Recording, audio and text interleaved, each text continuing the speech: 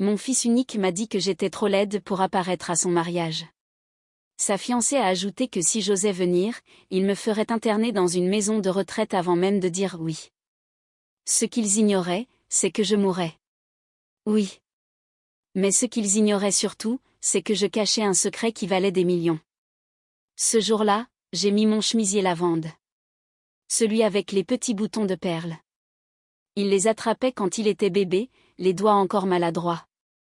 Je me suis aussi accroché aux oreilles les mêmes boucles de perles qu'il m'avait offertes pour la fête des mères quand il avait 12 ans. Je me suis regardé dans le miroir. Tout ce que j'ai vu, c'était une vieille femme fatiguée, un foulard sur la tête, la peau pâle comme un souvenir, un souffle court à cause de la chimio. Mais j'ai souri malgré tout. Peut-être que ce serait l'un de ces jours où on finirait par en rire. Peut-être que je dirais quelque chose de gênant, qu'il roulerait les yeux, et que Kendra sourirait poliment. Peut-être qu'il me laisserait plier les serviettes ou goûter au glaçage du gâteau. J'étais sa mère, après tout. Ça devait compter. Non. Il est entré sans frapper. Sûr de lui, parfumé, bien habillé. Tobias. Mon fils. Il n'a même pas regardé les biscuits que j'avais préparés, ni le thé que j'avais infusé avec ses feuilles qu'il adorait petit. Il s'est assis au bord du canapé comme s'il avait mieux à faire. J'étais déjà debout quand il a parlé, mais j'ai senti mes jambes se dérober sous moi. Je pense que ce serait mieux si tu ne venais pas au mariage, a-t-il dit. Il a dit ça comme une faveur. Comme si j'allais le remercier de m'épargner la peine. Ma main s'est posée sur la tasse encore pleine. J'ai demandé ce qu'il voulait dire, même si, au fond, je savais déjà. C'est un événement très soigné. Très moderne. Un style minimaliste, tu comprends? Kendra et moi, on veut que tout soit cohérent. Propre. Je l'ai regardée, confuse. Tu ne veux pas que ta mère figure sur les photos de ton mariage? Ce n'est pas une question de photo. C'est une question de présentation. Tu es malade. Le foulard. L'atout. Les invités pourraient être mal à l'aise. Mon cœur s'est fissuré. Pas explosé, non. Juste fissuré. Comme une assiette qu'on continue à utiliser, mais qu'on ne voit plus jamais de la même façon. Donc, je suis une distraction. Maman. On t'aime.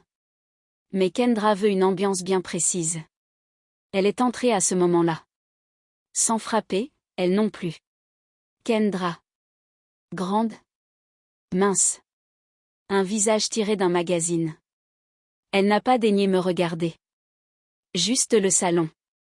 Donc, c'est ici? A-t-elle dit. C'est rustique. Kendra, voici ma mère. Elle a hoché la tête sans croiser mon regard. Enchantée. Je me tenais dans mon propre salon comme une étrangère. J'aimerais vraiment être là, ai-je murmuré. Je peux m'asseoir au fond. Je ne dérangerai personne. Je veux juste voir mon fils se marier. Elle m'a regardé enfin. Et dans ses yeux, il n'y avait que du froid. On a déjà finalisé le plan de table. Et le dress code. Tu comprends, c'est une question d'ambiance. J'ai attendu que Tobias dise quelque chose. Qu'il la stoppe. Mais il est resté muet. Elle est malade, a continué Kendra.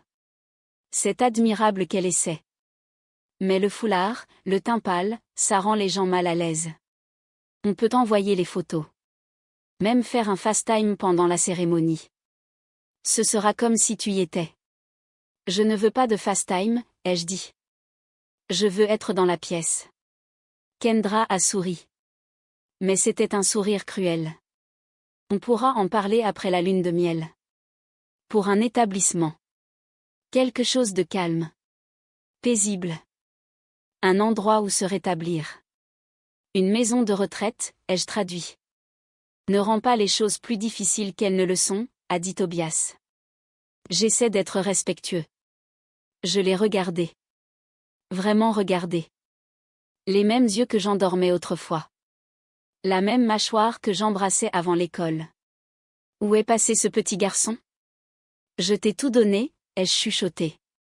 Tout ce que j'avais. Et je te remercie. Mais tu ne peux pas me faire culpabiliser éternellement. Puis il a lâché la bombe.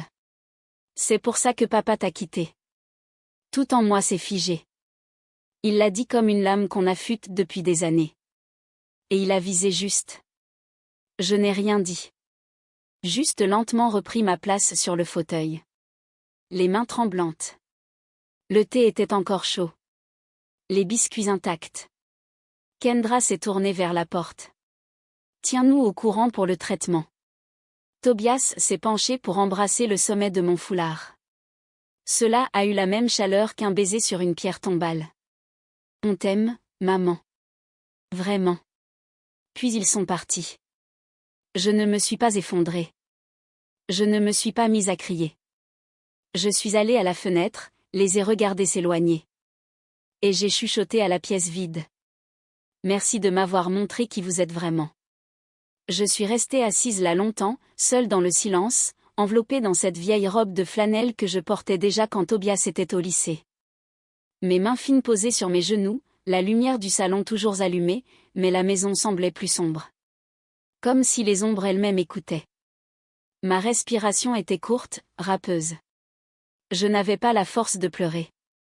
Je me contentais de fixer la lumière de la rue, celle qui éclairait autrefois les marches quand Tobias rentrait de l'école, affamé, bavard, le sac à dos bondissant dans son dos. Maintenant, il ne restait que moi. Moi, et le poids de ses mots. Tu vas gâcher les photos. Tu mets les gens mal à l'aise. C'est pour ça que papa t'a quitté.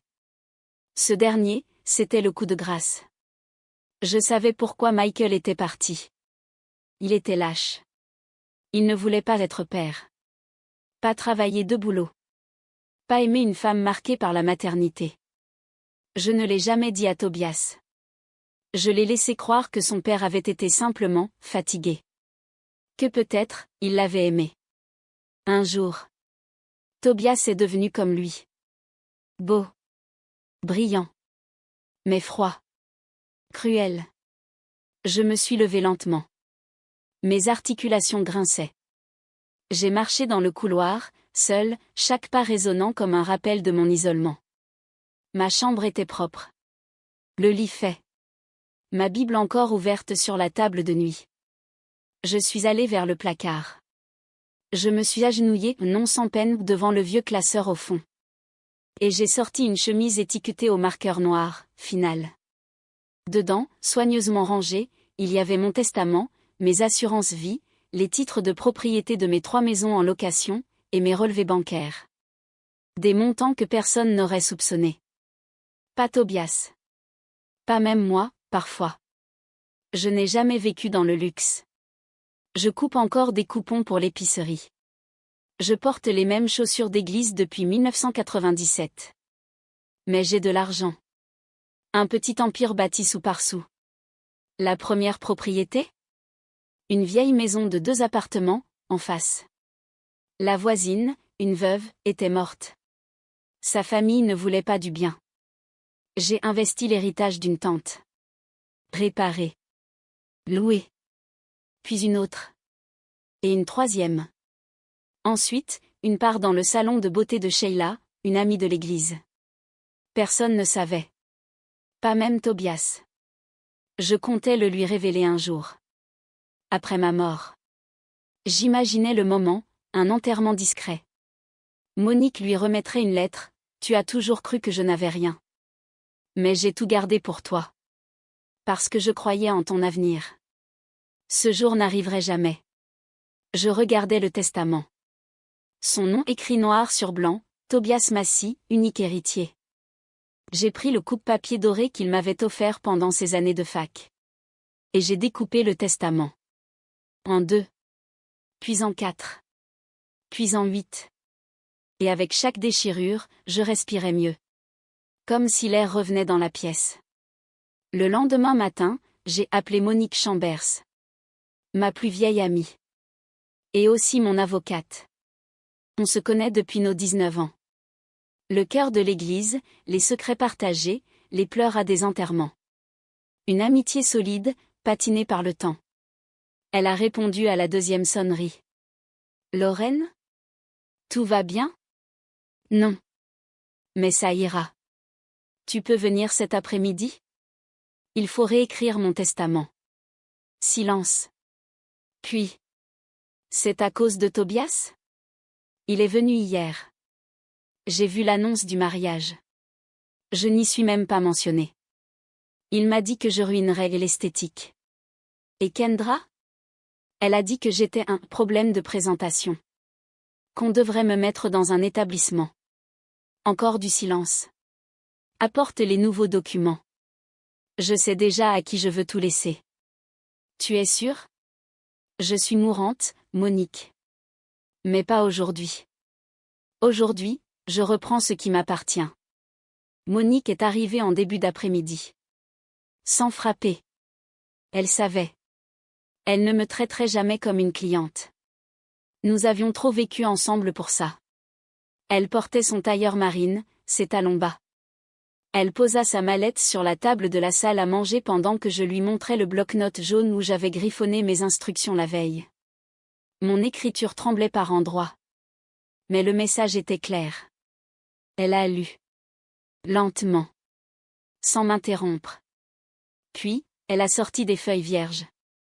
Et elle a commencé à rédiger. Un nouveau testament. Un nouveau futur. Tu sais pourquoi j'ai commencé à économiser? Ai-je murmuré en la regardant écrire. Pour que Tobias ne manque jamais de rien. C'était une partie. Mais il y avait plus. J'ai vu trop de femmes mourir fauchées. Des femmes qui avaient tout donné, à leurs enfants, à des maris ingrats, à des emplois ingrats.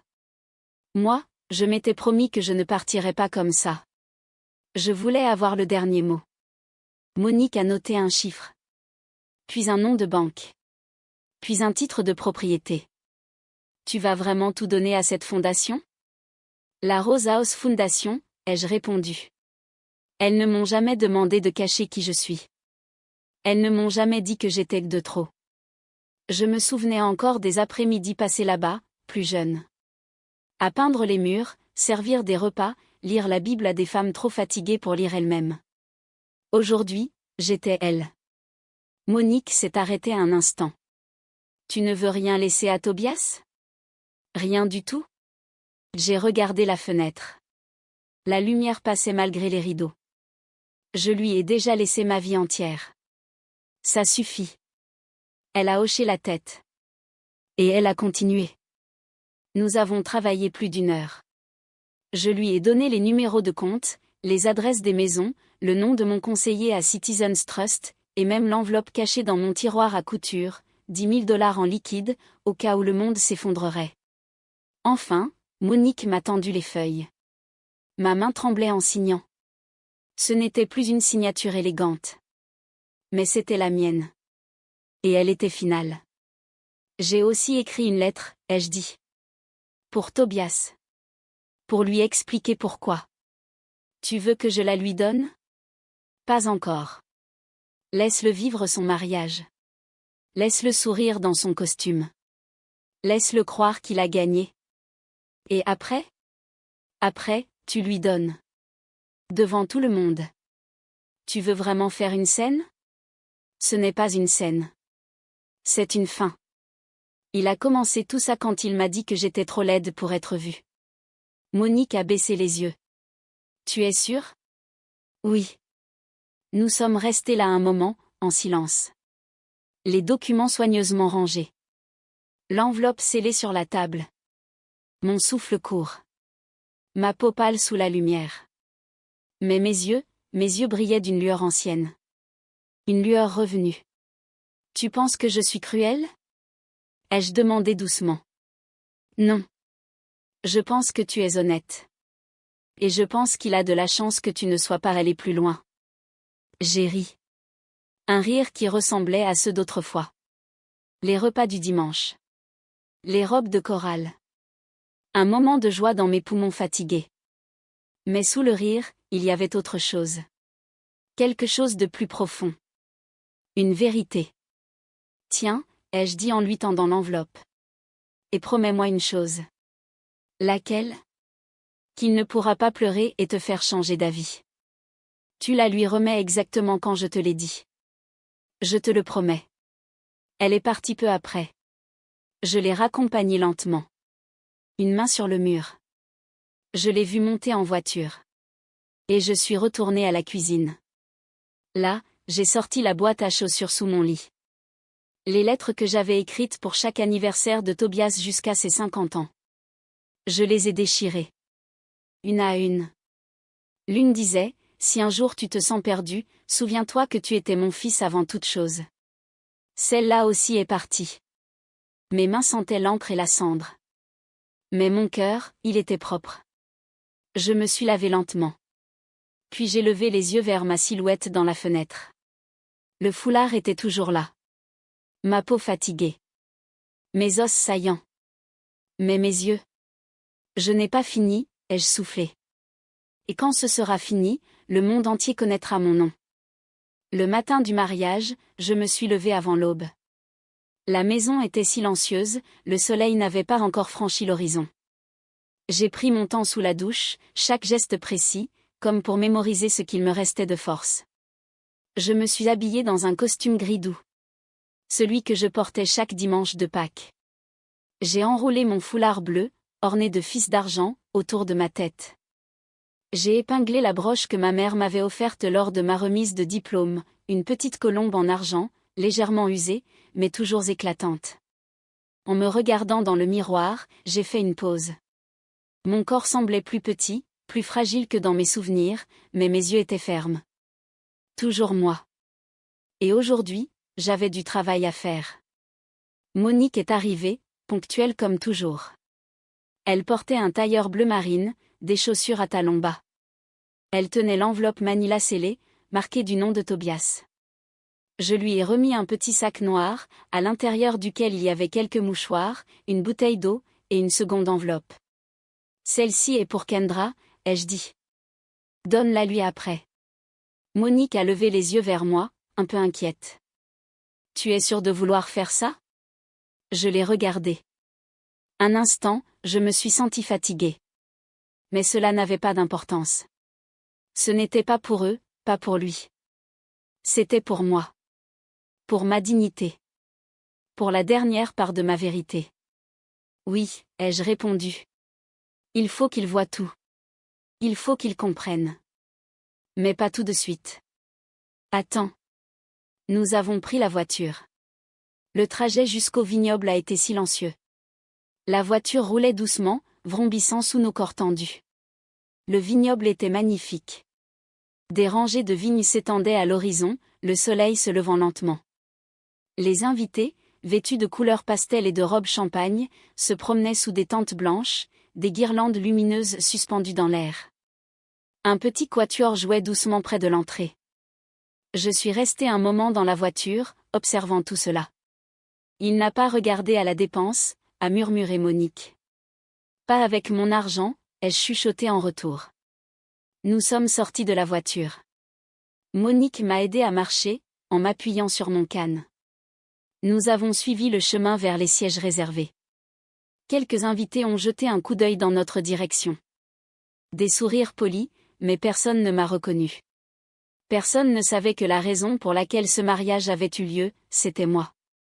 Je me suis assise, comme demandé, dans la 3e rangée. Silencieuse. D'un côté, je pouvais voir l'hôtel, les invités, et la petite estrade où le couple échangerait ses vœux. J'ai pris une gorgée d'eau et j'ai attendu. La cérémonie a commencé quelques minutes plus tard. Tobias est arrivé, impeccable, brillant et fier. Kendra l'a suivi, radieuse dans sa robe qui scintillait au soleil. Le public a soupiré d'admiration. Moi, je n'ai rien ressenti. J'ai observé Tobias. Il ne m'a même pas jeté un regard. L'officiant a commencé à parler d'unité, de confiance, d'honneur envers les gens qui nous ont élevés. Quand il a mentionné les parents, Tobias a froncé les sourcils, a dévié légèrement, mais n'a pas tourné la tête. Les vœux étaient longs. Kendra a pleuré en les prononçant. Tobias a souri, charmeur, charismatique comme toujours. Ils ont échangé les anneaux. Un baiser léger. Et soudain, l'applaudissement a éclaté. Les photographes ont commencé à cliqueter. Les invités se sont levés pour les applaudir. Je suis restée assise. Monique s'est penchée vers moi. Pas encore, ai-je dit calmement. Le couple s'est dirigé vers la sortie, main dans la main. Ils se sont arrêtés pour poser pour quelques photos. Kendra a embrassé la joue de Tobias, et il l'a attiré contre lui avec un geste théâtral. Je suis restée immobile, les mains reposant sur mes genoux. Ma respiration lente et régulière. Monique s'est levée alors, a pris l'enveloppe de son sac, et s'est dirigée directement vers le couple. Kendra l'a vu arriver, une moue de confusion sur le visage. Tobias, quand il a reconnu Monique, a perdu sa façade de sourire. « Félicitations », a dit Monique d'une voix calme. « Voici pour vous, de la part de votre mère. » Elle a tendu l'enveloppe à Tobias, puis, sans un mot, elle a remis la deuxième à Kendra. Avant que l'un d'eux ne puisse réagir, Monique a fait demi-tour et est revenue à ma place. « C'est fait », a-t-elle dit. Je me suis levée lentement, en m'appuyant sur ma canne. Je suis partie, les invités ne me remarquant même pas. De l'autre côté du champ, Tobias a ouvert l'enveloppe. J'ai vu son visage changer. D'abord la confusion. Puis l'incrédulité. Enfin, la panique. Il a feuilleté les pages à toute vitesse, regardant les documents légaux, le testament, la lettre de don. Il a levé les yeux. Nos regards se sont croisés. J'ai fait un geste léger de la tête. Mais je n'ai pas souri. Je n'ai pas salué. J'ai simplement tourné les talons et je suis retournée vers la voiture. Lui, il est resté là, paralysé. Le monde autour de lui continuait à applaudir. Mais lui, il ne bougeait plus. Son mariage se délitait à vue d'œil. Je n'avais pas besoin de voir ce qui se passait. Je savais. Monique me l'a raconté plus tard, et le monde entier l'a appris de toute façon. Tobias était figé, l'enveloppe toujours dans les mains, le regard perdu.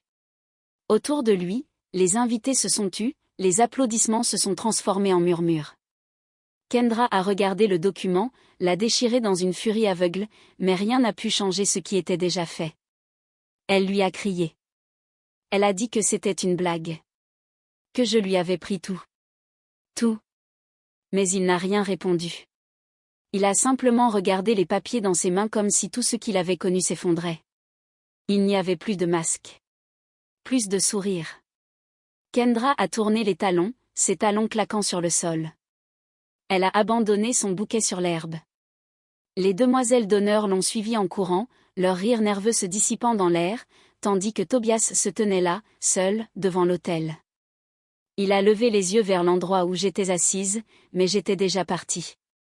Il ne restait que le foulard bleu, délicatement replié sur la chaise. Aucun mot. Juste un silence profond. Les murmures ont commencé. L'un de mes cousins, un homme que Tobias connaissait à peine, s'est approché de lui et a posé une main sur son épaule. « Cette femme, a-t-il dit d'une voix douce, cette femme a traversé l'enfer pour t'élever. Tu aurais dû la laisser s'asseoir au premier rang. » Tobias n'a pas répondu. Il n'a même pas bougé. Monique est restée à distance, observant tout cela. Elle m'a retrouvée chez moi, un peu plus tard. Je n'avais pas besoin de voir. Je savais que tout était terminé. J'étais assise près de la fenêtre, une tasse de thé entre les mains. Le monde mourant autour de Tobias était son héritage, pas le mien. Lui, il pensait m'avoir effacée. Il croyait que me faire disparaître serait la meilleure chose qu'il ait jamais faite. Et moi, je vivais dans le silence. Je vivais dans la paix. J'ai quitté Charleston 2 jours après le mariage. Pas de valise pleine de regrets. Juste un petit sac en cuir, mon passeport et une dernière lettre posée sur le comptoir de la cuisine de Monique, c'est fait. Merci. Je vivais maintenant dans un petit village côtier, au sud de l'Espagne. L'air sentait l'orange et le sel de mer. Mes voisins ne connaissaient pas mon nom. Je leur ai dit de m'appeler Ellie. Je louais une petite maison avec des volets bleus, un vieux patio où je faisais pousser de la menthe et du basilic.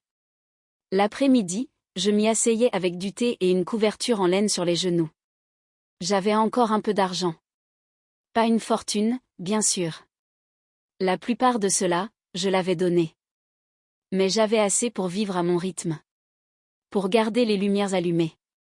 Pour recommencer. Chez moi, on parlait toujours de moi. Monique m'a raconté que la fondation Rosaos avait renommé son bâtiment principal en Massey Hall. Les dons avaient afflué après que mon histoire soit devenue virale. On avait partagé la photo de moi, debout avec les autres femmes du refuge. La légende disait, elle nous a tout donné, ce que sa famille a jeté. Je ne cherchais pas cette attention. Mais je n'allais pas la refuser. Des femmes ont commencé à écrire des hommages, à partager leurs histoires. Dièse Lorraine méritait mieux. Dièse la grand-mère avec le dernier mot. Dièse laissez-la sourire encore une fois. Il pensait que j'étais morte. Et je les laissais croire ça. Parce que pour Tobias, me perdre avait été la meilleure chose qui lui soit arrivée. C'était la seule chose qui lui ait appris quoi que ce soit. Il a essayé de me poursuivre en justice, selon ce que j'ai entendu. Il a voulu que Monique déverrouille le testament, mais il n'y avait aucune faille. Tout était en béton. Il a reçu ma dernière lettre. Celle que j'avais signée d'une main stable, un cœur pur. Je t'ai aimé. Je t'ai tout donné. Et tu m'as rejeté. Il n'a jamais pu me dire désolé. Il n'a jamais eu de réponse. Et je ne suis pas désolée pour ça. J'ai laissé à Tobias une scène vide où il a pu être cruel. J'ai attendu, immobile, pour que tout le monde puisse voir son vrai visage. Et quand il l'a montré, le monde l'a vu pour ce qu'il était, pourri, ingrat, vide. Je n'étais pas morte de colère. Je vivais avec un but. Je sirotais mon thé sous le soleil, tandis que les pierres se couvraient d'or. Je partais chercher du pain frais le matin. Le mardi, je me rendais au marché. La dame du stand de fleurs savait que j'aimais les lys blancs. Je leur disais que j'avais eu un mari autrefois. Mais je ne leur parlais jamais du soleil. Parfois, je pensais au foulard que j'avais laissé là, sur la chaise de la 3e rangée. Bleu avec des fils d'argent. J'espérais que quelqu'un l'avait pris. J'espérais que quelqu'un se demanderait pourquoi il était posé si délicatement. Qu'ils se demandent. Qu'ils écrivent des poèmes sur la femme qui a disparu. Qu'ils enseignent mon nom dans des salles de collecte de fonds et lors des subventions. Parce que la vérité est que je ne reposais pas en paix. Je vivais en paix. Et Tobias? Lui, il vit dans le silence. C'est le seul héritage que je lui ai laissé.